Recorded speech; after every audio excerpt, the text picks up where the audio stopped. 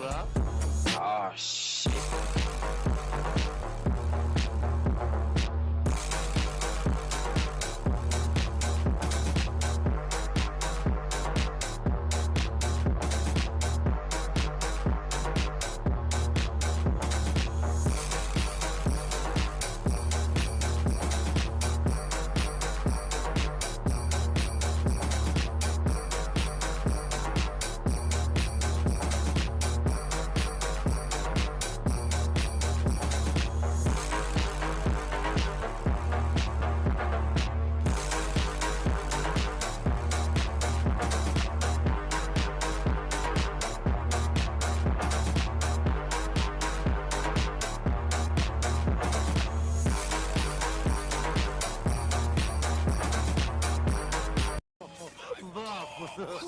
Ja to liście.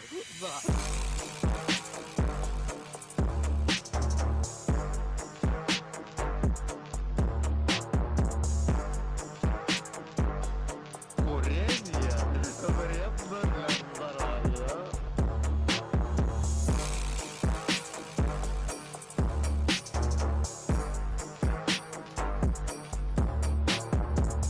Слово «рум» его зверь для вас означает одно и то же. Oh, shit.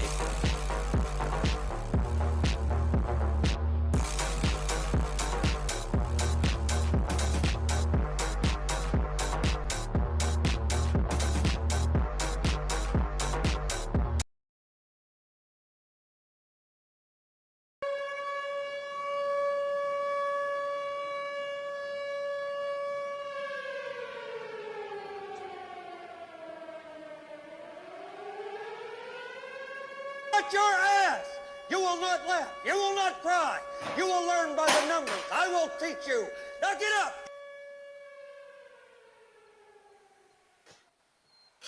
Good evening, friends. It's Friday, which means it's time once again for another episode of Hobbservations on Roads to Liberty. Please check us out on Facebook, YouTube, Rumble. Go to roads, the number 2, liberty.com for all of your freedom swag needs. Check us out. Hit that like, hit that subscribe. We're trying to get up to 500 on YouTube so that we can actually be monetized and make some money off of all of this. Thank you very much, and we appreciate your time. Tonight, we are once again talking to our friend Ed Black. He is a good friend of the show and a frequent guest, and he's got a couple of books out there that I think that you need to check out. So we're going to talk to him about shilling books and anything else that's on his mind. So, Ed, what's up? What's on your mind? Well, thanks for having me on again. Yeah, so on a lark, I decided to write a children's book during the height of the coup, and it was pretty much. I wrote it with the mindset that everybody was basically just lying about everything, and I wanted to make sure that kids had a positive message. Still, I was reading a lot of kids books at the time because my youngest daughter was really into getting bedtime stories, and yeah, you have to vet a lot of them nowadays, especially the newer ones. So I figured, oh fuck it, I'll make one of my own.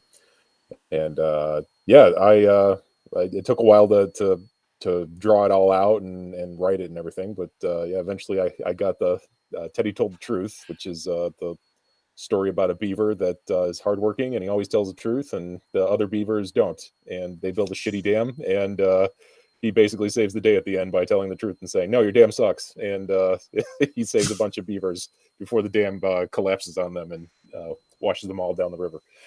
So yeah, that's the one. And then my main comic series, Walk in the Shadows, that has issue 1 now on Amazon in hardcover. That has been about 5 years in the making. People have been on my ass to get it in hardcover for a long time, and it finally hit print. And funny thing about that one, it's made it to weird top 10 slots. I didn't put it in any categories that it was top 10 in. Like, it was top 10 in erotica for some reason. I don't know why. I didn't list it as that in the it's basically, I think there's maybe 2 pages with nudity in it at all, and then the rest of the book is pretty much just what I usually write. So I don't know how it made it there, but I'll take it. It's more exposure, I guess. Yeah. As long as it's on some type of top 10 list, it really doesn't matter. Yeah. As long as it isn't, something that's way off the wall, like Scientology, theology, or something like that. Yeah, I know. I was joking the other day. I was gonna write an actual erotic thing, and then it'll get like top 10 in like Islamic fiction or something like that. Yeah, so let's talk about the kids book first. It's called Teddy Told the Truth, and if anybody's watching instead of listening right now, you can see the cover on there right next to my face. It's cute little beaver. And what's it about? Yeah. So yeah, like I said, it was a story about a beaver named Teddy, and his whole thing is he's a very truthful guy, and it's done in kind of a rhyming verse. I was reading a lot of kids books at the time that they had near rhymes, and the rhymes didn't really add up, and it actually kind of drove me nuts when I was reading to my kids. I was like, this, the flow's all broken. Fuck this. So I decided to write it myself, and it got a pretty consistent rhyme throughout. But then the story is basically he is the one truthful beaver in the entire beaver society. Every other beaver is like an engineer that's saying this stick is great. This is like the greatest log ever, and it's a shitty twig. And Teddy's like, well, no, that's not going to hold anything. What are you doing? And most of the center core of the book is all these beavers that are lying and saying, oh yeah, this is the greatest thing ever. Oh yeah, you picked out the greatest log, and Teddy's off on the sidelines being like, you're all lying. But at the climax of the book, there's a bunch of beaver kits that are playing down at the basin of the dam, and the dam's about to burst. So he rushes in and he saves the day. He tells them to get out of there, and then the dam collapses, of course, because it's made of shitty materials. And then everybody realizes, yeah, you got to tell the truth about stuff, because if you don't, it's dangerous for everyone. And yeah, that was my kind of critique at the government and everyone in 2020 through 2023. Yeah, so I'm kind of getting the vibe off of it. The reason that they're lying to each other is because they go out and he finds a branch that's not going to work for anything, Yeah. and all of his friends tell him that it's the greatest branch ever. This is kind of a facts don't care about your feelings type of thing, right? Exactly. So that was the gist of it. So I read Matt Walsh's book, Johnny the Walrus, and that was fun, but it was very much geared towards like adults. I could tell, it was very much just kind of a slap in the face of the wokes, as it were. And it wasn't really for kids, because there's some like imagery in it where it's kind of scary. There's like a doctor that's about to lop a guy's kid's head or penis off or whatever, and be like, you need to be a walrus or whatever. And I'm looking at that, I'm like, this isn't really a kid's book. This is kind of like just a weird tongue-in-cheek adult's book. But I actually wanted to write a children's book, something that I could actually read to my kids. And I read it a couple times. It got glaring reviews from them, so I guess it's mission accomplished there. Yeah, that's good. He's got a good solid moral message to it. If the cover is anything to go off of, then the artwork throughout it's going to be fantastic, as usual, as we come to expect from you and your work. No, I appreciate it. And yeah, I hope that this sells, and I hope that it ends up being the type of good moral lesson that you were hoping for many people's kids. Yeah, I mean it's on Kindle right now. I'm gonna pad out. They have page minimums for hardcover with kids books for some reason, so I got to pad out a couple pages before I release the hardcover edition. But it is available on Kindle now. A bunch of people have bought it. It did hit. It wasn't quite a bestseller, but it was like it was on the top news sellers list for a minute there, so it was doing pretty good. Yeah, it's cooking so far. I'm probably going to have Teddy on other adventures in the future, because he's a fun little guy to write about, and there's always fun little moral messages to give to kids. That's really the most important thing, I think. Yeah, starting out with telling the truth is a good bedrock foundation, and then you can go with other moral tales from there. Exactly. Yeah. So the other one, the Yes. Walk in Shadows, this is kind of the detective noir pulp novel type of thing, right? Yeah, that's the one. I started writing those stories back in like 2018, 2019, and they've come a long way insofar as the artwork and the production values a bit. I have to say, they started off as the paper dolls that barely even moved from panel to panel, and now they're full on comics. And the people that have gotten them, I've gotten some pretty glowing reviews so far. Everybody said this is fantastic work, which I'll take that. That's awesome to hear. Yeah. I shelled out for the high quality prints. It is print on demand, so I don't have any backstock. If you want them, they're all on Amazon.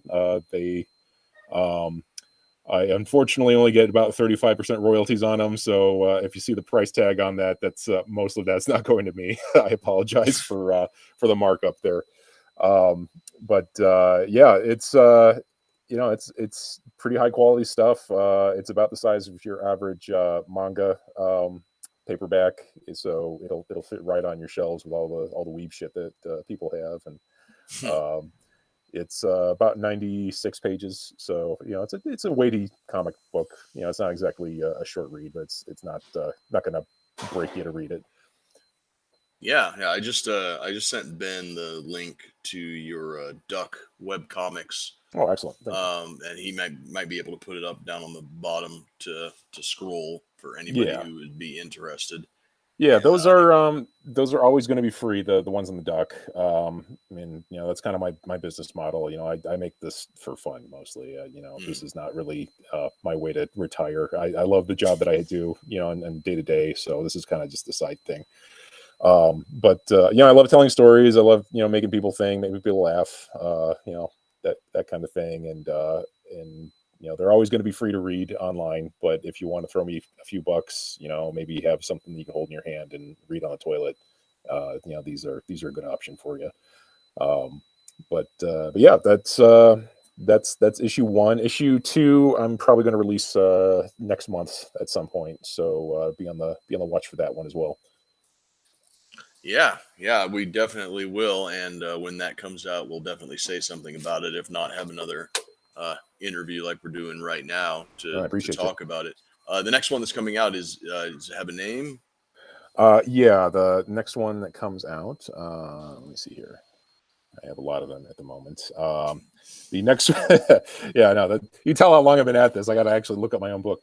The next one that comes out is called "The Shape and the Sound," and that is Okay. issue 2. That one is considerably more pornographic than this one, so that one actually might have legit use on the erotica title. It has a lot of smutty stuff in it, but it's hard boiled. It's stuff you're used to. It's got a bit of Lovecraft in it. Um, all the usual antics, but plenty of tits if that's your thing. So, yeah, That's the one that'll shoot straight up to the top of Islamic fiction. Exactly. Because Amazon doesn't know what the hell they're doing. I think they're just like close their eyes and like throw darts at a dartboard and be like, Islamic fiction, sure, why not? Self-help. What the? No, it's good fun. This one, the second one, The Shape and the Sound, that one had more ties directly into the works of Lovecraft. So if you've ever read At the Mountains of Madness, you'll see a lot of nods to that as well. So people that are a fan of that kind of work, they will get some kicks out of this one. People that are a fan of your old school film noir, with femme fatales and stuff, they're going to get a kick out of it. People that are a fan of kind of the black comedy that I do, there's plenty of that in there as well. So yeah, be on the lookout for that one. Issue 1, Training Day, that one's more of a just hard-boiled revenge story. And yeah, I'm pretty proud of it. It as an artist, you're always looking at the things you did and be like, oh, maybe I could have done that a little bit better, or maybe I could have done it this way. But once it's on paper, it's pretty much okay. It's done. It's on the shelf. I'm not going to think about it anymore. Yeah, you drive yourself mad otherwise, right? Exactly. Yeah. Yep. There it is. Yep, there it is right there. If anybody's watching, you can see there's a couple of images from the webcomic version. It's your very gritty noir type comic book or graphic novel setup.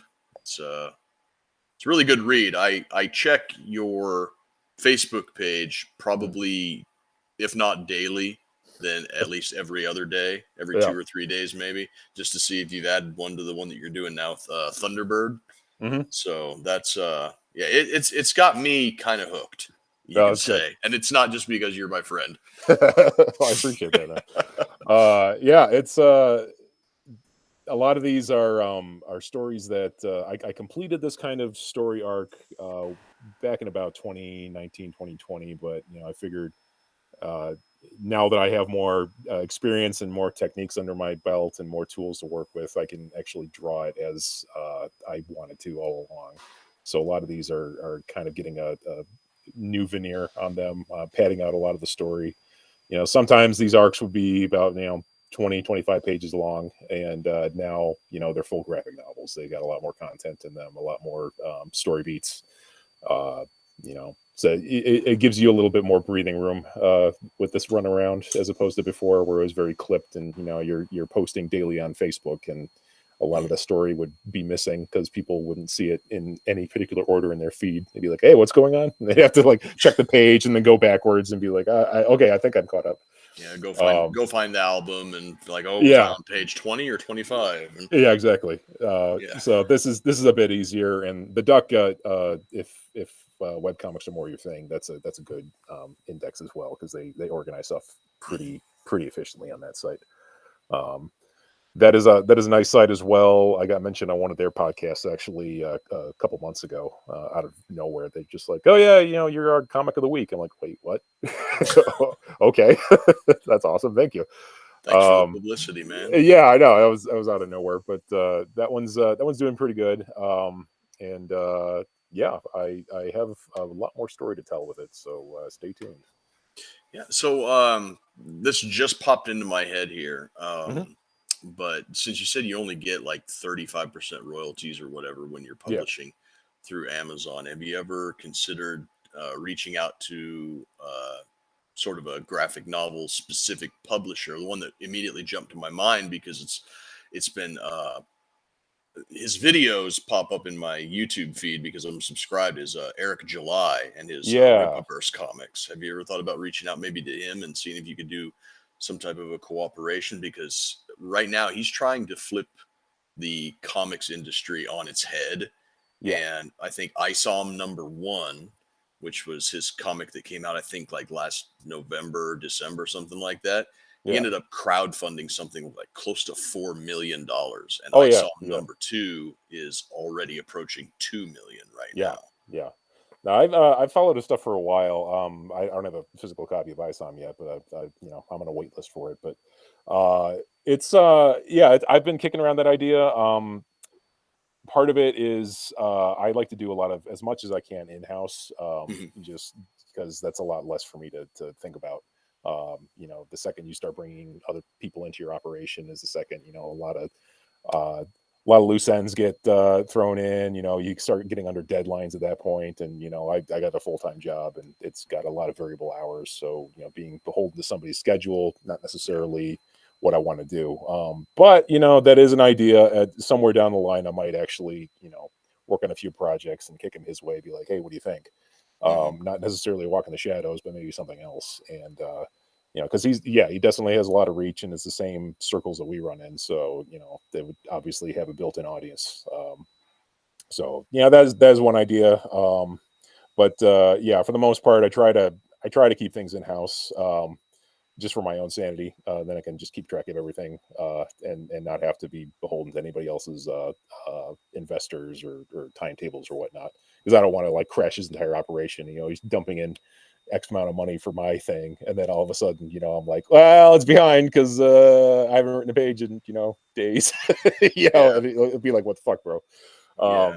So it's something to think about as far as that goes. If it was my full time gig, I would probably be more open to collaborating with other people, just because that's part and parcel. But since it is such a part time thing for me, it is kind of subject to the whims of my day job, as it were. Yeah, so yeah, you said you don't have a physical copy of ISOM yet, but my brother, he got into the Kickstarter program and Yeah. he got a physical copy, and I read it a while back, and it's good. Is it? Yeah, it is. It's good. And if he follows through on his promises of maintaining a consistent canonicity and engaging in storytelling, the way that things are going right now, like if let me just say that if my brother is on the wait list for ISOM number 2, the same way he got number 1, like the Mhm. pre-order everything. I'm looking forward to it. I'm looking forward to seeing where the story goes, and Yeah. I wish Eric all of the luck in the world because the graphic novel comic book space is in dire need of a swift kick in the ass. Oh yeah, absolutely. And it's actually the best time in decades to do this kind of thing and branch out and start your own thing because uh, indies are huge right now. Everybody is sick of the mainstream. Disney owns you know most of the comic space, and then the rest of it belongs to Warner Brothers, and both Hmm. do an absolute dog shit job. Um, Yeah. right now, comics in particular, especially with Marvel, they're not writing comics just for the sake of comics. They're writing comics that later become movies. Yeah. Specifically, this is going to become a movie at some point, so this is what we're building in, X, Y, and Z. So the movies, they're not drawing on source material that's kind of had a following for decades or whatever. It's just source material that was like made specifically to become a movie. Um, so you lose a lot of quality writing with that, and the art style now. A lot of the animators and illustrators and stuff that they have for that side of things, the old school stuff is long gone. They have gone into the indies, and the stuff that remains is kind of dog shit. And I say that as somebody that came up from drawing squiggles, so if I'm saying that, that's that's pretty bad. So it's in definite dire need of a kick in the ass, like you said. Yeah. Yeah. Definitely. It seems like that not only are people sick of the mainstream because the writing is, like you said, it's catered towards this is going to be a movie, so we have to do things in a way that sort of limit the on page action to what is feasibly able to be done with the technology that we have to make a live action movie. So that's one aspect of comics used to be these big fantastical things with set pieces that were limited only by your imagination, and Exactly. now it has to be like, okay, well, it'll be the limitations of what our CGI artists are able to put together. So that's one aspect of it. The other aspect of it is the big names are all using these established IPs as vehicles for an unpalatable ideology that a lot of people are just sick of. Yep. And the other thing that I think that stuff like Isom and what you're doing and other indie comic, Razor Fist is doing his Goes Yeah. to the Badlands, and he's Yeah. raised like $1 million too.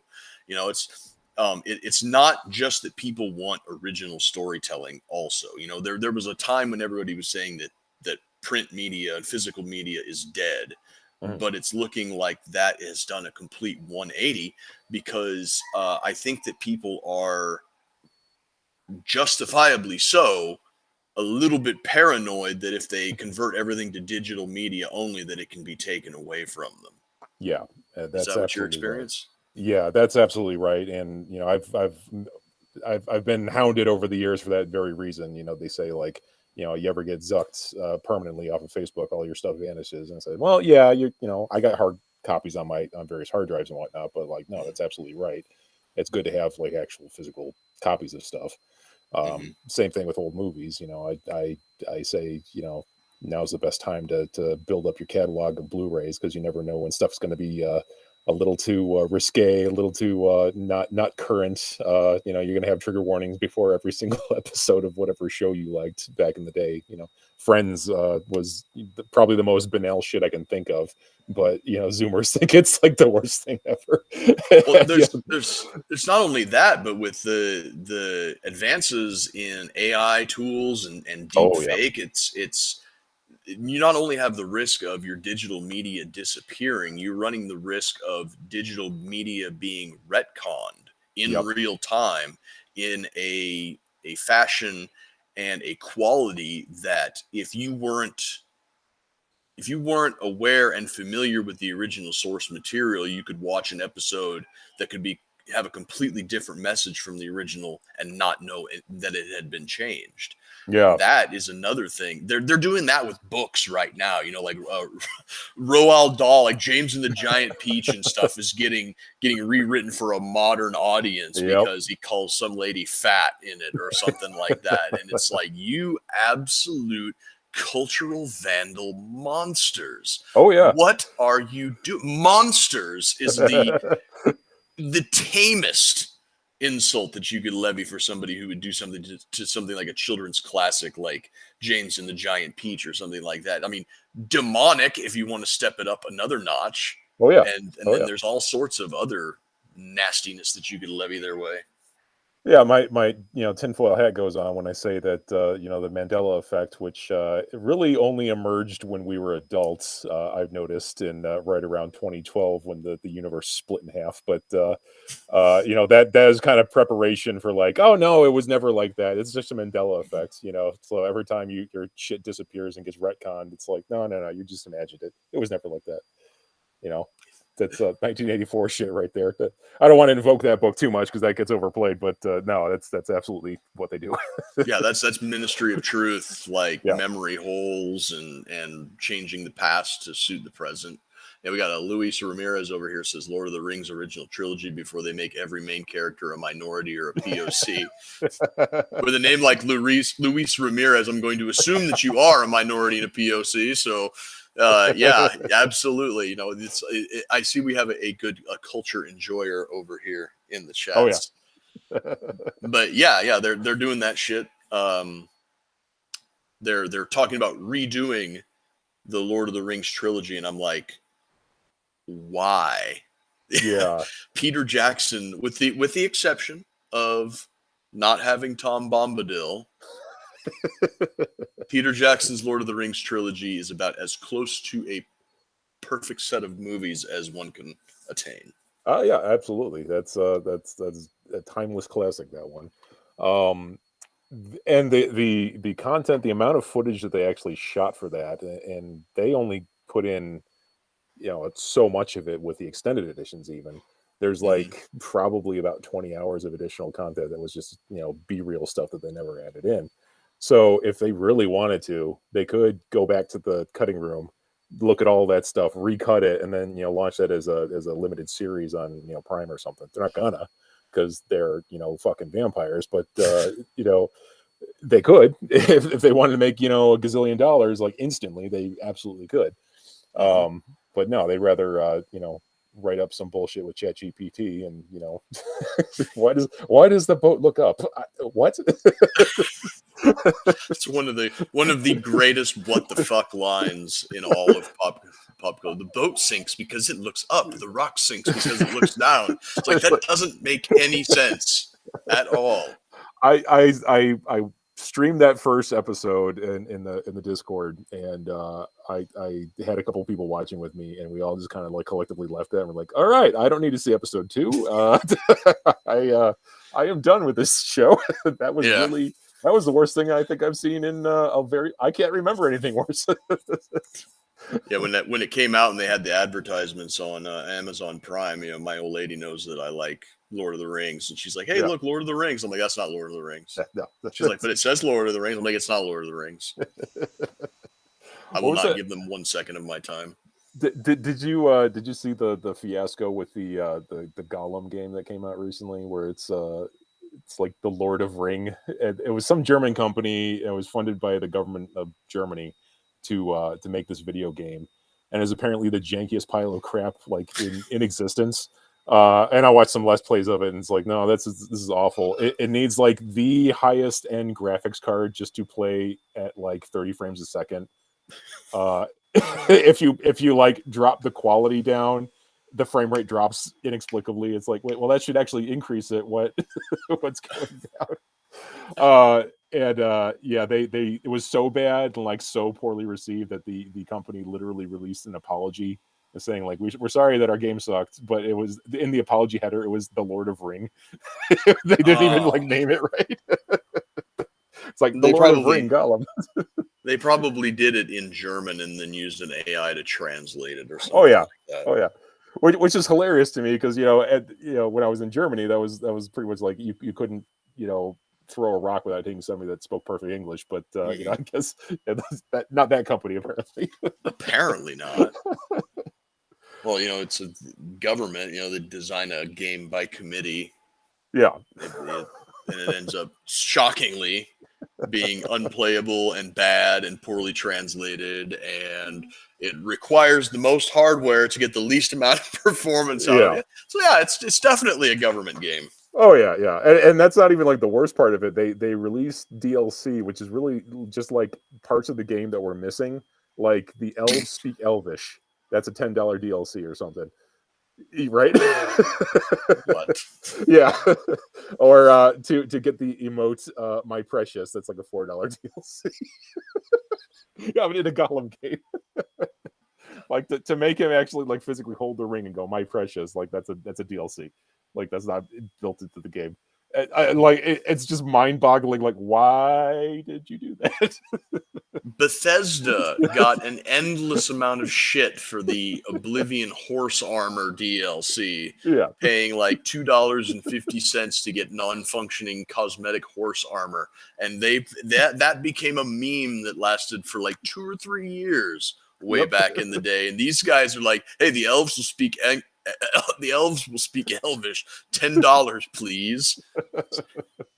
Yeah, it's when you see it, you're just kind of like, how did they think that was a good idea? I don't understand. Government video game, man. There you go. If you thought taxes were theft, whoa, hang on to your hats, boys. We got something special for you. Jesus. Yeah, I saw some shit about that. I didn't know that was the. I heard that the Gollum game was coming out, and I heard it was going to be like a hot mess, but I had no idea any of the details. Yeah, it's like the Citizen Kane of bad games. It's like right up there with like E.T. from 1988 or whatever. The NES port that like was literally released unfinished, so nobody could actually physically beat the game. It was an unbeatable game because it wasn't finished. It's going to be put into an Arizona landfill and it'd be discovered 20 years from now. It's like, what is this?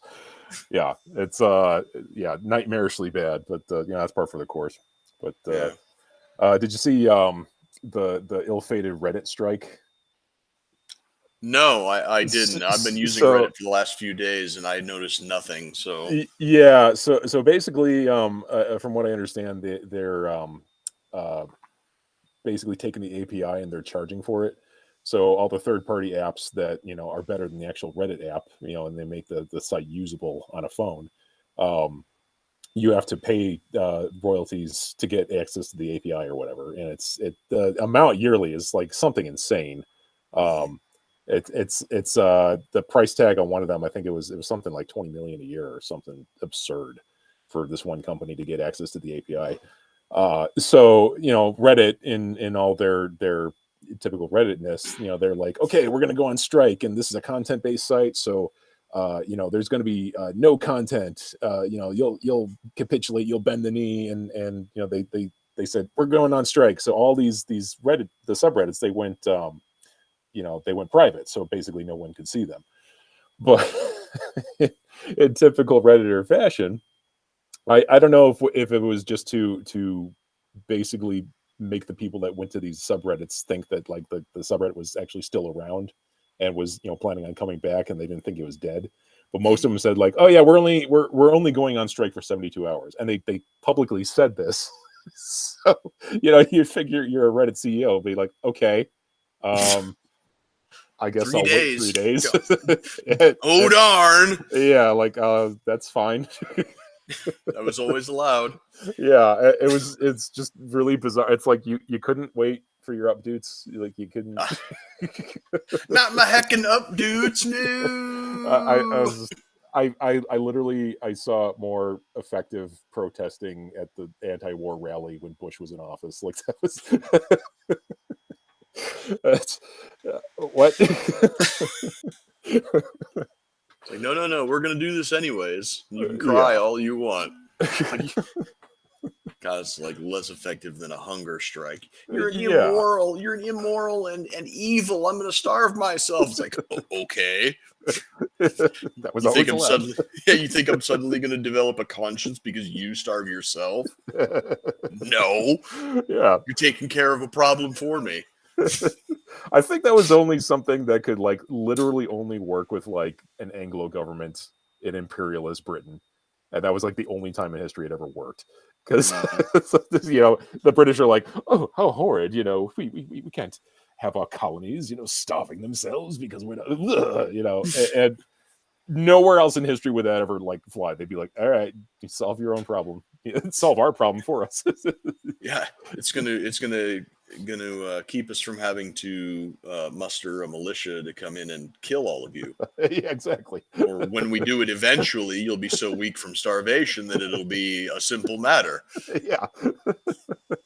Make Yeah, our jobs easier. Oh no, don't threaten me with a good time. yeah, it was a very anti-wasp sensibility thing that worked on, and yeah, I don't think it's ever been able to successfully be replicated. Ridiculous. Yeah. Okay, so we're run up on an hour, and Ben said we have a hard stop here Oh, it's all good. in the next 7 minutes. So, is there anything else on your mind? No, that was it. I wanted to plug my book and you know, mention a couple of the things in the news. It's been kind of a slow week for news. That was mainly the main thing that I saw was the Reddit strike and Gollum. Those are the two things that stuck out to me. I think you guys covered everything last night that otherwise I was thinking of, and that Simon every time he comes on is a bit of a mind fuck. So I know, man. He told me he like we only got like 7 minutes left here, but man, he and the Australian guy Jason Olborn that he works with did a emergency stream on Tuesday, and I'll send it to the chat after we get done here. yeah, But he laid out this thing that there's apparently there's been a far right, if you want to call it that, faction in the Israeli Knesset, their version of the parliament, yeah. that has recently taken considerable more power, and they're pushing for they're pushing for a 1967 custodianship of the Al-Aqsa Mosque and the Dome of the Rock to be transferred from the sole custodianship of the King of Jordan into a trilateral custodianship between the State of Israel, the King of Jordan, and maybe the Vatican or maybe the EU, like some representation of Christendom. Sure. And part of the plan that they're pushing for is that the Dome of the Rock would be under the custodianship of the Israeli government, and they are planning on destroying it in order to rebuild the Temple of Solomon in order to trigger Armageddon. Oh my god. And doing so, of course, would set the entire Arab world against them, and it'd be like 1967 all over again when they've got 22 hostile Arab nations on all sides setting them off. But yeah, there's like an apocalyptic death cult with a sizable amount of power in the Israeli parliament, openly talking about demolishing the Dome of the Rock Oh, wow. in order to trigger the coming of the Messiah. Jesus. It's unreal. And yeah, and apparently the thing that makes it even more out there is that not only are they talking about doing this, they have all of the building supplies. They have purchased all of the supplies and have them sitting in like a warehouse and like, yeah, let's go. Armageddon, man. Wow. On the one On yeah, one hand you could be somebody who does not believe in any of those end times prophecies, and you yeah. should still be freaked out because it will still start a potential nuclear world war. Yeah, those are yeah. the secular reasons why this is a bad idea. And if Exactly. you are coming from the Abrahamic faiths, end of the world. Still a bad idea. Holy shit. Yeah, I'm like, well, I don't have a dog in this fight. I'm like, no, you do. You do. You don't have a choice. Yeah, you do have a dog in this fight. It's like, oh, I don't believe in any of that shit. It's like, it doesn't matter because they do, and they take it very seriously. Exactly. Yeah. Fuck. So hopefully some cooler heads prevail. Hopefully, I don't even know like who this jurisdiction falls under, because like I said, it's like since the 1967, the King of Jordan has had full control over that complex. I don't know if that's a United Nations decree or if it's something to do with the Abraham Accords or anything like that. The ending of the 67 hostilities between Israel and the surrounding Arab nations. Whatever is the binding agreement here. Hopefully somebody comes in and goes like, "Hey, Armageddon's not cool, bro. Everybody calm down. Calm down. Just chill out, man." Just be the guy with the gun that walks in the room and be like, "Everybody just sit down and shut up." Oh, yeah. Man. Well, thanks for having me on again, bro. I appreciate it. And no problem, man. It's always a pleasure. We'll talk in the chat, and yeah. So everybody else out there, go ahead and go and down there, the duckwebcomics.com/user/istkey. That's Ed's webcomic site. You can go and find his Teddy Told the Truth children's book on Amazon, and also Training Day, book 1 of Walker in the Shadows, also over there on Amazon. You can go to our website, roads2liberty.com, get some t-shirts and mugs and baby onesies and whatever else our print-on-demand dropshipper could put our designs on. Go ahead and get you some freedom swag, throw some money our way. Give us a like, give us a share, give us a subscribe. Tell your friends, tell your mom and dad, tell your worst enemies, whatever. Thank you for joining us tonight, everybody. It's been real.